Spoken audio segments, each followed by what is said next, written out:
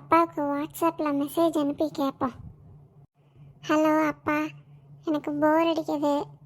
வீட்டில் ப்ளே ஸ்டேஷனில் கேம் விளாட்றதுக்கு எனக்கு ஒரு 4 கேம் அமேசானில் இப்போவே ஆர்டர் போடுங்க.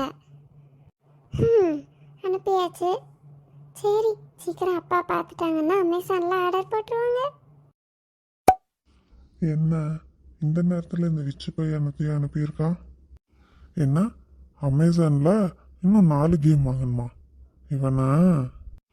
அடே விச்சு, 2 மாதம் முன்னாடி தானே நான் ஒரு 5 கேம் வாங்கி கொடுத்தேன். அதையே மாற்றி மாற்றி போட்டு விளையாட வேண்டியதானே. அதுக்குள்ளே என்ன புதுசாக 4 கேமு? ஹலோ அப்பா, அந்த கேம் எல்லாம் ஒவ்வொரு லெவலையும் 10 தடவை விளையாடி எல்லா லெவலையும் நான் முடிச்சிட்டேன். அதோட இப்போ நான் என் ஃப்ரெண்ட்ஸ் கூட டீமாக சேர்ந்து கேம் விளையாடணும்னா எனக்கு புதுசாக 4 கேம் வேணும். அதனால் அதை இப்போவே வாங்குங்க. அடே அதிக பிரசங்கி, ஒவ்வொரு கேசட்டும் என்ன விலை விற்கிது, நீ என்னடானா புதுசாக 4 கேசட் கேட்டுட்டு இருக்கிற. அதெல்லாம் இப்போதைக்கு ஒன்றும் முடியாது. எனக்கு இங்கே ஆஃபீஸில் வேலை பிஸியாக இருக்குது. அதனால் என்னை டிஸ்டர்ப் பண்ணாமல் பேசாமல் போய் டிவியை பாரு. எனக்கு இன்னும் 2 நாளில் மீட்டிங் வேறு இருக்குது, ஷேர் ஹோல்டர்ஸ் மீட்டிங். அதுக்கே நான் இன்னும் ரிப்போர்ட் ரெடி பண்ணாமல் வச்சுருக்கிறேன். இங்கே ஸ்டாக் வேறு டாலி ஆக மாட்டேங்குது. 1008 பிரச்சனை இருக்குது. எதாக இருந்தாலும் அம்மாட்ட கேளு, என்னையே டிஸ்டர்ப் பண்ணாத. என்ன அப்பா டிவி பார்க்க சொல்லிட்டாங்க? சரி, இப்போதைக்கு போவோம்.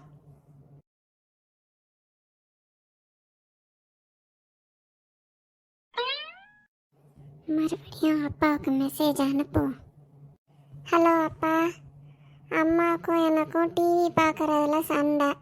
அம்மா சீரியல் பார்க்கணுன்னு சொல்கிறாங்க, நான் சுட்டி டிவி பார்க்கணுன்னு சொன்னேன். 2 பேரும் சண்டை போட்டதில் ரிமோட் உடஞ்சிட்டு. அதனால் ஆஃபீஸில் இருந்து வரும்போது நம்ம டிவிக்கு ஏற்ற மாதிரி ஒரு ரிமோட்டையும் சேர்த்து வாங்கிட்டு வாங்க. எனக்கு இன்னும் போர் அடிக்குது.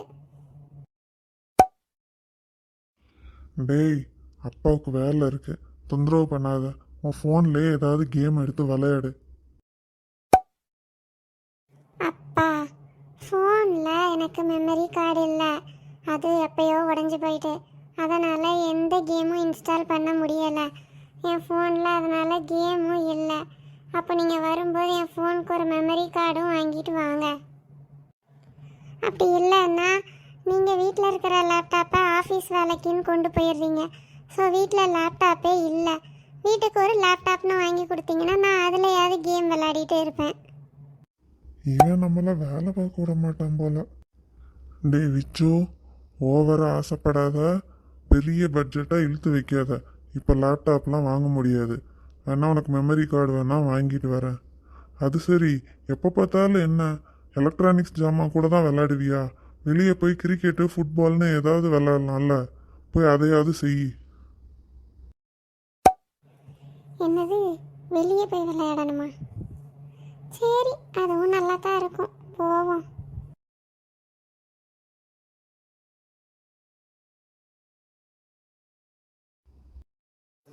ஐயோ, இப்போ என்ன செய்யன்னு தெரியலையே.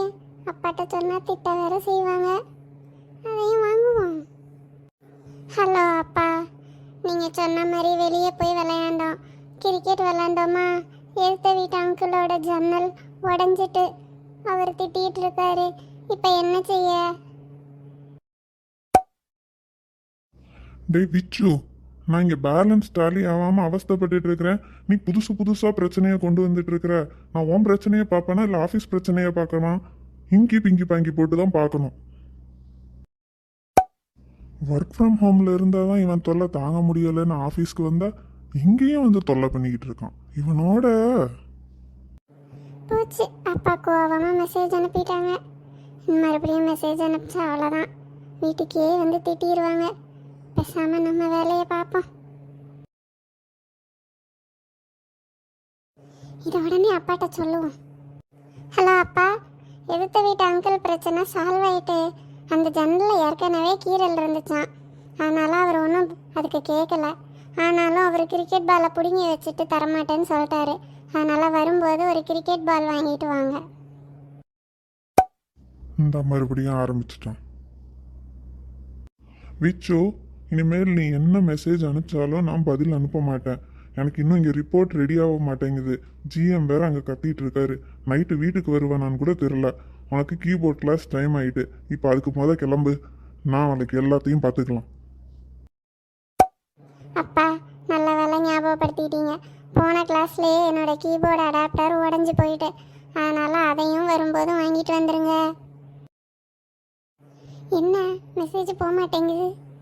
ஒருவேளை நம்ம மெசேஜ் அனுப்பி தொல்லை பண்ணுறோன்னு அப்பா நம்ம நம்பரை பிளாக் பண்ணிட்டாங்களோ? சேச்சா, அப்பா அப்படிலாம் செய்ய மாட்டாங்க. பேசாமல் ரீட்ரை கொடுத்து பார்ப்போம். இப்போ போயிட்டு. விச்சு, கொஞ்ச நேரம் டிஸ்டர்ப் பண்ணாமல் இருக்க மாட்டியா?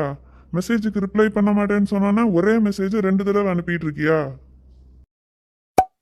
சாரி அப்பா, மெசேஜ் போகலைன்னு 2 தடவை அனுப்புனேன்னா அதான் 2 தடவை வந்துட்டு. சாரி அப்பா, இனிமேல் மெசேஜ் அனுப்பி டிஸ்டர்ப் பண்ண மாட்டேன். ஆனால் நீங்கள் வந்து கீபோர்டு அடாப்டரை மட்டும் மறந்துடாதீங்கப்பா.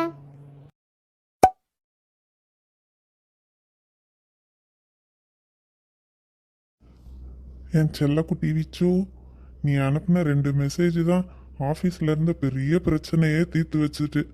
கரெக்டு. நீ 2 தடவை அனுப்புனதை வச்சு தான் இங்கே வந்து செக் பண்ணி பார்த்தா ஒரு ஸ்டாக்கு 2 தடவை என்ட்ரி ஆகிருக்கு. அதை சரி பண்ணோன்னா இப்போ எல்லாமே பெர்ஃபெக்ட் ஆகிட்டு எல்லா பிரச்சனையும் தீர்ந்துட்டு.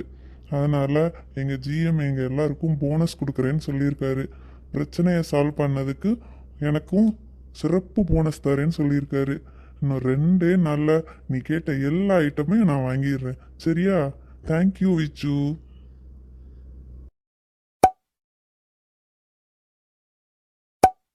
என்ன, புது நம்பர்ல இருந்து யாரோ நமக்கு வாய்ஸ் மெசேஜ் எல்லாம் அனுப்பியிருக்காங்க. என்னது இது? மெசேஜை ப்ளே பண்ணி பார்ப்போம்.